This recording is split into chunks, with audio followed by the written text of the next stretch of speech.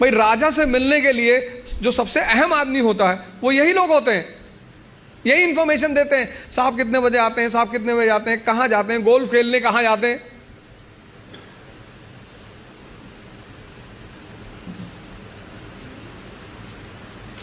और या फिर जो लोग हरिद्वार चले गए, जिन्होंने कहा भैया हमें नहीं बनना आईएएस, हमें प्रधानमंत्री नहीं बनना, हमें कुछ बनना ही नहीं।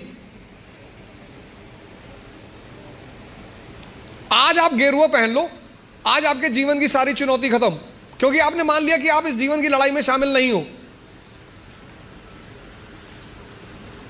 लेकिन जीवन का मजा भी तो यही है, और करना क्या है।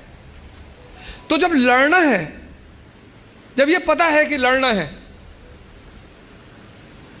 कल सर पहुंचे करीब आप 11:30 बजे के आसपास पहुंचे, बोला हम लोग सोने जाते जाते 3 बज गए, बोले सुबह सेमिनार है। युवा मतलब शक्ति। भारत आज एक दुनिया का ऐसा देश है जिसके पास सबसे ज्यादा युवा हैं, और भारत आज दुनिया का एक ऐसा देश है जिसके युवा सबसे ज्यादा डिप्रेशन में है। इसीलिए तो बुजुर्ग लोग शादी कर रहे हैं।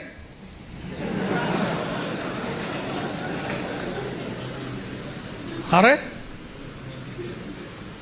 नहीं, मैं नाम क्यों लूं किसी आदमी पर, अखबार तो सारे लोग पढ़ते हैं ना। डिप्रेस आदमी से कौन शादी करेगा।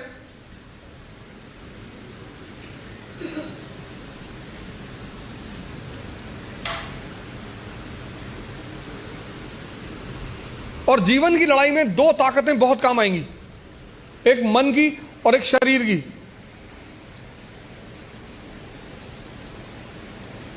तुम जब भी ऊपर उठोगे तो ये ग्रेविटी तुम्हें नीचे खींचेगी ना, ऐसा समाज की ग्रेविटी है। हम जब आईएएस की तैयारी करने गए तो हमारे गांव में हर आदमी, मतलब एक साहब तो हंसना शुरू किया उन्होंने, और हंसते हंसते गिर गए वो। उन्होंने हमसे पूछा दिल्ली क्यों जा रहे हो। अब मेरा दिमाग खराब था, मैंने कह दिया मैं आईएएस की तैयारी। बोले आईएएस। फिर वो हंसने लगे और हंसते हंसते वो गिर गए। और उस हंसी का इतना रोल रहा मेरे जीवन में, मतलब उस हंसी ने मुझे एकदम मजबूत कर दिया था कि अब आईएएस ही बनना है। उस दिन मुझे एहसास हुआ कि महाभारत क्यों हुई। आपको कोई डांट दे उतना बुरा नहीं लगता, आपको कोई भगा दे बुरा नहीं लगता, जब लोग हंसते हैं ना तब बहुत दर्द होता है। लेकिन मेरे पिताजी ने मुझसे कहा कि आईएएस प्रधानमंत्री बनने वाले आदमी। अरे मैंने कहा यार क्यों चढ़ा रहे हो फालतू में। भगवान का आशीर्वाद से आज भी हमारे साथ हैं, और मैं अगर उनसे कोई भी बात कहता हूँ तो तुम्हारे लिए तो कल ही कर लोगे। मैंने कहा सोच रहा है हवाई जहाज खरीद लो। अरे ने कहा भैया जी लेने दो। लेकिन उन्हीं की वजह से मतलब आज जहां भी मैं हूं उसमें सबसे ज्यादा योगदान मेरे पिताजी का है।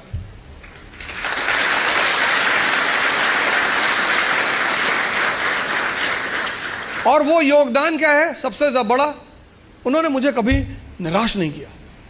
हमेशा हर चीज में, अरे तुमसे क्यों नहीं होगा, तुम ही करोगे।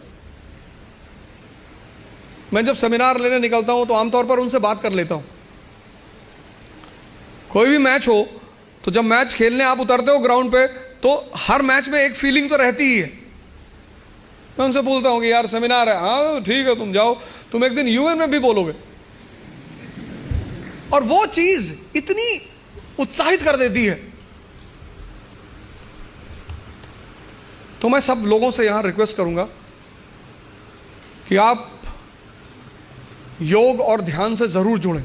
ध्यान किसी धर्म का नहीं है, उस ध्यान पर किसी धर्म विशेष की मोनोपोली नहीं है। ध्यान का सीधा सा मतलब है अपने मन को समझना। आप में से बहुत सारे लोग हैं जो 10 घंटा पढ़ना चाहते हैं लेकिन ये पढ़ने ही नहीं देता होगा। तुम्हारी जीत किस पर निर्भर करती है? अगर इससे तुम्हारी दोस्ती हो गई और तुम जो करना चाहते हो उसमें ये तुम्हें सपोर्ट करने लगा। या तुम उठे सुबह, तुमने डिसाइड किया कि आज मैं 4 घंटे पढ़ूंगा, और तुम्हारा मन तुम्हारे साथ बैठ गया और 8 घंटे बीत गए, तुम्हें पता ही नहीं चला। वही तो ब्लेसिंग है।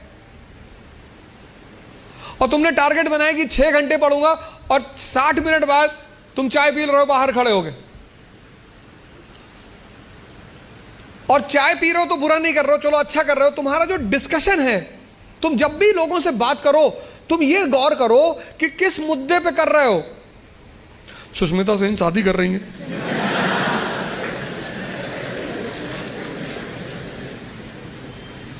तुम्हारा चाय पीना भी बुरा नहीं है, तुम्हारा डिस्कशन करना भी बुरा नहीं है। बुरा है तुम्हारा मुद्दा।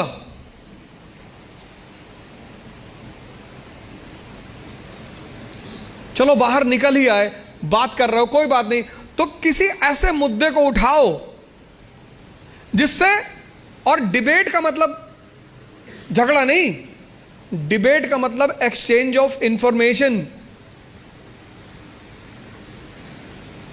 पूरी जिंदगी तुम ये कभी नहीं कह पाओगे कि अब मुझे सब कुछ आता है, और जिस दिन तुमने ये कह दिया, किसी मेंटल हॉस्पिटल जरूर चले जाना।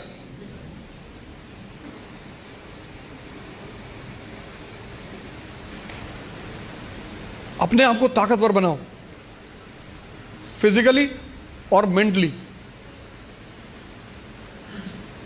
क्योंकि यही ताकत तुम्हारा उत्साह बनेगी।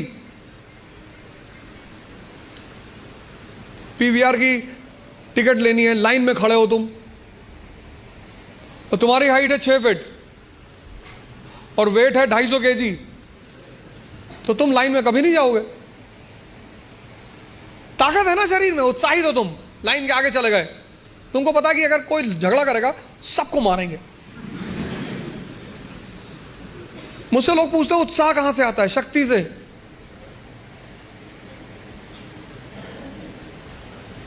ये जो एंथुजियाज्म है, ये जो कॉन्फिडेंस है, ये ताकत का खेल है। अपनी पढ़ाई के साथ जिस चीज को तुम निगलेक्ट करते हो, जो निगलेक्ट करते हो, तुम उस पर ध्यान ही नहीं देते, वो चीज है तुम्हारी पर्सनैलिटी।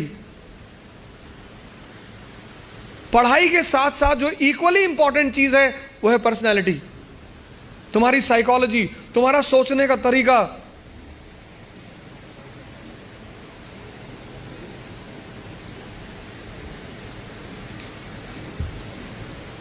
चार बातें आज के इस सेमिनार में मैंने 4 बातें बताई।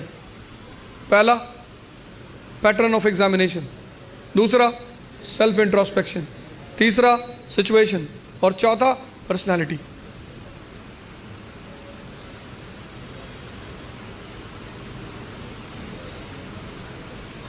सिर्फ किताब लेकर खड़े होने से बहुत बड़ी बात नहीं होती। सिर्फ वेपन लेकर खड़े, महाभारत के युद्ध में अर्जुन के रथ पे शिखंडी खड़ा हो जाता है। भीष्म पितामह का इससे क्या लड़े? हथियार उसके भी हाथ में है, लेकिन वो मानते ही नहीं उसको। जीवन में एक और अहम बात है, वो है व्यक्तित्व। व्यक्तित्व का मतलब बदमाशी नहीं होता।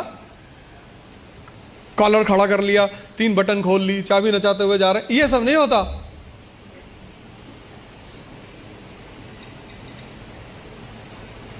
हमारे देश की एजुकेशन सिस्टम ने जिसको सबसे ज्यादा निगलेक्ट, मतलब मैं देखता हूं लोग 4 आदमी के सामने बोल नहीं पाते। 10 लोग बैठे हैं, वो बोलेंगे ही नहीं।